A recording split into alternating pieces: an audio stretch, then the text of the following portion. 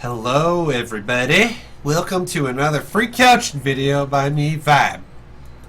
Today we got Big Bad Bob, and I'm going to be playing against him with Protoss once again. This is Masters level Zerg right here, and me off-racing Protoss. This is Ruins of Saros, and yeah, we're going to be watching this game from Big Bad Bob's perspective, seeing what he does, seeing what we like about it, seeing what we don't like about it. And hopefully we teach some people some stuff about Zerg in the process. So far, again, very standard, nothing crazy going on. He's going for a 17 hatchery. I like it. It's, in my opinion, the best way to open against Protoss. If you want to play, like, you know, not a game that's going to all in. If there's differences, you know, if you're someone who favors like, oh, I love going 14 pool or 12 pool, it's a totally different kind of game. But if you're going to play standard, 17 pool or 17 hatchery. Amazing. Fucking amazing. Now he is taking a gas. This gas is a little early. I usually take gas a little bit later against Protoss, personally, because the whole reason I like a gas against Protoss on in most situations is to deny their third, not to try and do damage to the main or the natural, especially on a map like this where the Protoss can wall and SimCity themselves in. So I like to take a gas around like maybe 25 supply or like 26 supply. 17 supply gas is a little early. The reason why I also take it later is because if you take it a little bit later, you can really pump out your third base faster and also more drones faster and another queen for creep spread faster. I like that trade-off more, personally. But it still works. It's a very safe way to play. But something really big on this map, Big Bad Bob has already scouted that I'm south of his location. We are vertically spawned on this map. Now, something on this map that's very abusive is blink stalkers. The reason why blink stalkers are very abusive on this map is because you have a 3-level tier terrain system here. You have level 1, level 2, and level 3. Now, a blink stalker can circumvent level 3 and level 1 in a blink of an eye. He goes from level 1 to level 3 in seriously 1 second. He goes from here to here. He just blinks up. Now Zerg, on the other hand, has to go all the way from level 3 down to level 2, down to level 1, and go around. Vice versa. Go back up again. Level 1, level 2, level 3. The Protoss can be way more mobile on a map like this, which is very annoying for Zerg. So if I'm Zerg, and sorry, the Zerg is up here. If I'm Zerg, I never take my third base. If the Protoss spawns vertically with me on this map, I never take my third here. I always take it here, because I fucking hate the level 1, 2, 3 bullshit that Protoss can abuse with Blink. It's really annoying. It happens a lot on ladder. I don't like it. So I decide not to deal with that, because if I don't take this base, and I take this one instead, well, I don't care if his stalkers are here anymore, because he's not killing my third base anymore. So it's not a big deal. Then his attacks have to go from here, all the way outside here, all the way down to here, and then he can blink in my main. But I can easily run from here to my main as well. It's not nearly as annoying. For Zerg in that situation.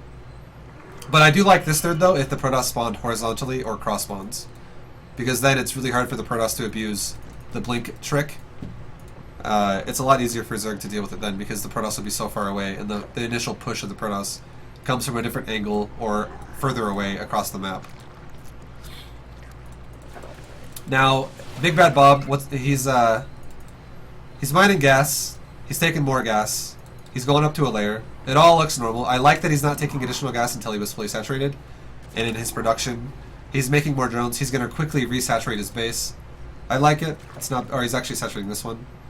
It's fine. Whatever. It doesn't matter. It doesn't matter. Like, he's making more drones. I like that he's making more drones. He should be making more drones right now. And right now, on top of that, he sees, oh shit, you're chrono boosting out your forge, and you're rushing upgrades.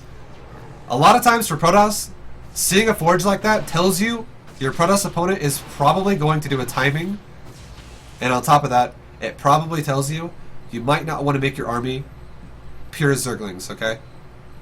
The reason why you don't want to make your army pure Zerglings against a Protoss is doing this is because if you're not going for carapace upgrades yourself right away, if the Protoss identifies, okay, you're going for mass Zerglings to deal with my push, whatever it is, there's two things now. There's one thing that used to exist in Wings of Liberty and Heart of the Swarm that was a problem for that. and it's not charge lots, it's just zealots in general. Zealots are so cost efficient against Zerglings with superior weapon upgrades to Carapace upgrades, because they go from 3 hits to kill a Zergling to 2 hits to kill a Zergling. And it makes a huge fucking difference in how durable your army is in a straight up fight against the army of Protoss.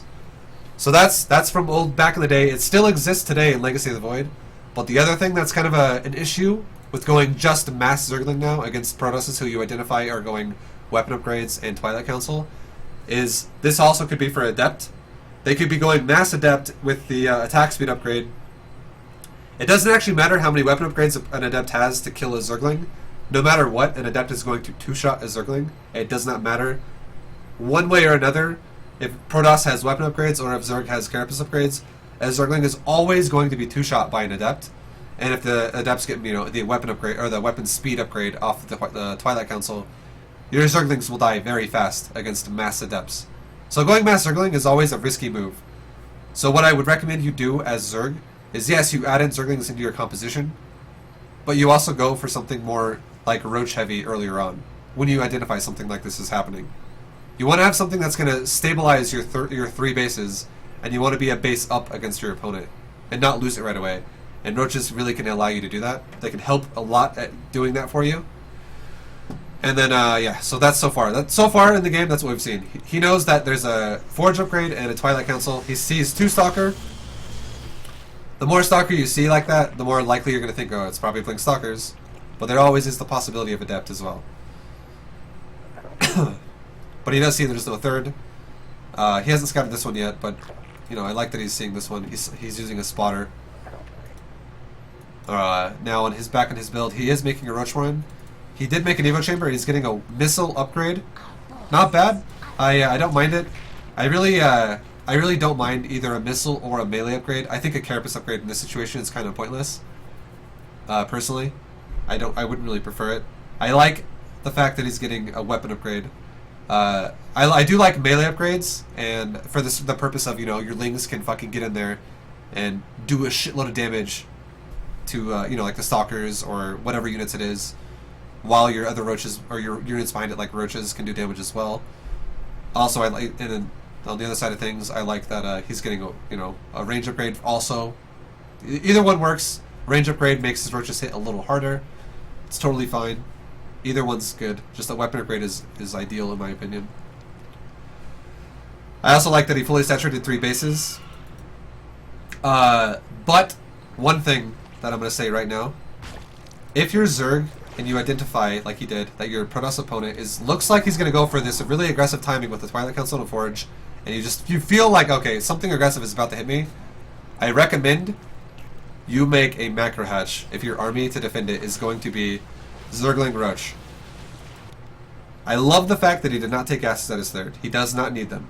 So the fact that he doesn't have them is fucking amazing. And I love the fact that he didn't take a gas in his main as well. He really, honestly, he has a perfect economy build for this. 3 fully saturated mineral lines, and only 3 gases. That's all he seriously needs. 3 gases can easily support getting a Roach speed upgrade, getting either a melee or a ranged attack upgrade, and then making just Roaches. Because you're not going to make nothing but Roaches. You don't want to make only Roaches. You want to make Roaches and Zerglings. It really makes it a lot harder for the Protoss to do an efficient timing if you have both units. It's really not that hard to blink micro Stalkers against just Roaches, especially if you're whittling them down over and over. Just like if you have only Zerglings, it's really not hard for the Protoss to then make either Adepts or Zealots to kill the Zerglings.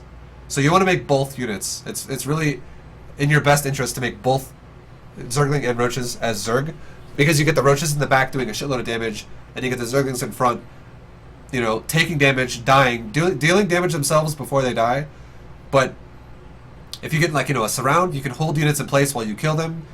Otherwise, your Zerglings are like just taking the hits while your Roaches maintain the Roach count and continue to grow and increase, again, off of 3 gases. So your Roach count will grow to be pretty fucking large, while your Lings keep going in and dying as your Roaches kill shit behind it. So I like that his economy situation here. I do really think he needs a macro hatch though, and a 4th queen to deal with a 2-base timing like this. If he's gonna go for a Roach Ling, which is what he's doing. I also like that he's not overcommitting off creep. He's trying to, you know, get a lot of units here. He's trying to get himself ready to go. He's also kind of trying to wait until he has Roach speed, which is good. If he goes too early, he could throw his whole army away to the point where he just loses the game right away. Again, this is a very hard build to deal with. That's why I did it. It's especially if he builds a hatchery like this. It's so hard for the Zerg to really maintain. But keep in mind, guys, let me just say this right now, really quickly. He identified the build was it looked like Blink Stalker 2 base all in. Let's say that he made a macro hatch earlier, and now instead of having 900 minerals, which I understand totally, it's totally understandable that he has 900 minerals. It's fucking hard to have perfect injects when your third base is being harassed by stalkers nonstop. Queens die when they try to inject. You got to keep running your drones back and forth, like not getting killed by stalkers. You got to run your army back and forth, and if you fuck up once, you lose the game. All of it, I totally understand why he has as much money as he does. If I only had 3 hatcheries as well, I as well would have 900 minerals right now. His macro is fine up to this point, but his identification of what his opponent was doing could have been improved. Another hatchery, by having 4 hatchery production to overpower 2 base Protoss, because he's choosing his army to be Zergling, Roach, would have been amazing. The best army to deal with this is Zergling Roach, in my opinion. Going for Hydras takes too long. The damage has been done by the time the Hydras come out. You've already lost the game. Going mass Zergling is bad because of the reasons I said before. Going mass Roach is bad because of the reasons I said before. Going Roach Zergling is the best army to deal with this. And to do that properly, with 3 bases, with 3 base economy, which I like, is you need a macro hatch. You need 4 hatcheries. Because you're not ever going to spend your money and your larva with 3 hatcheries if it's going into a lot of Zergling as well. So the third dies. This is already like really bad news for Zerg. There's a pylon on the high ground here. The Zerg is going to have a really hard time pushing back to the point where Protoss is warping in. But now this map, level 1, 2, 3 thing I talked about, I like that he's already identifying it. He identifies, okay, my third's fucking dead. Why do I need to stay down here anymore? It's pointless. I'm instead going to make sure my main doesn't die now too, and my other part of my production. So he goes right to the main before I even blink there. That's smart play by the Zerg. I like that. But the damage has already been done at this point. It is at this point already in this game, it is now so hard to stop the stalker count from continuing to grow.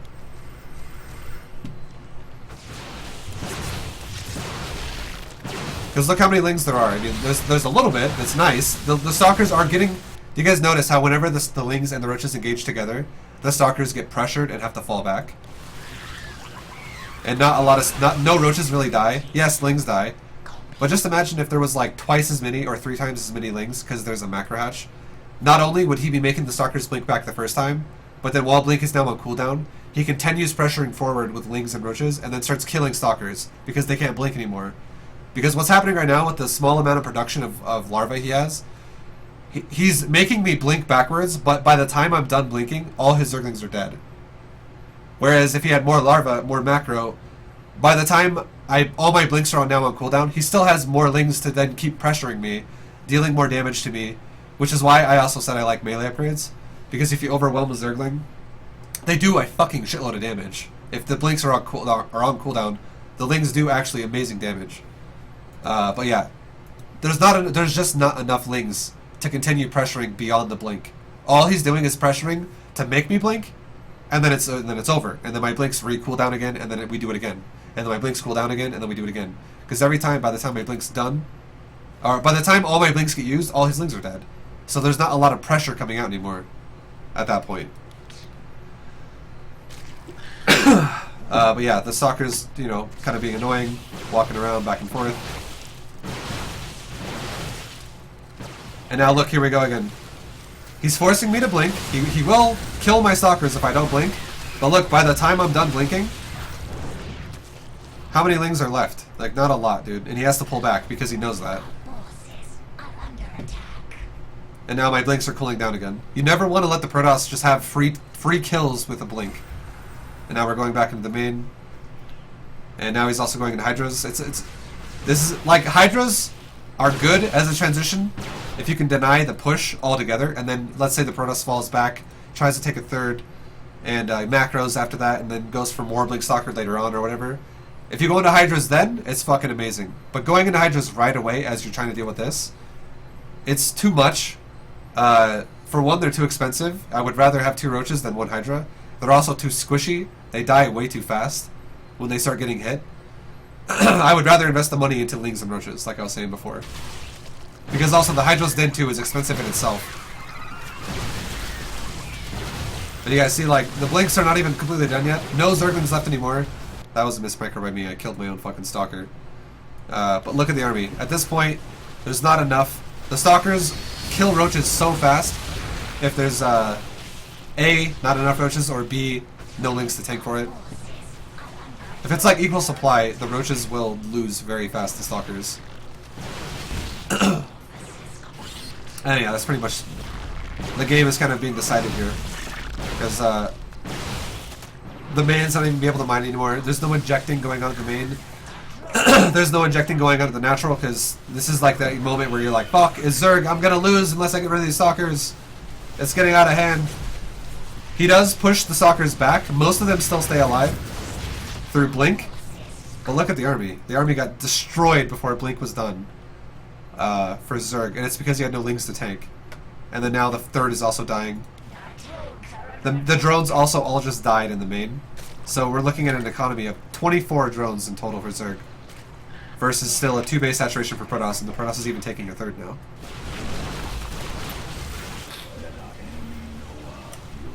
And yeah, that's pretty much the game.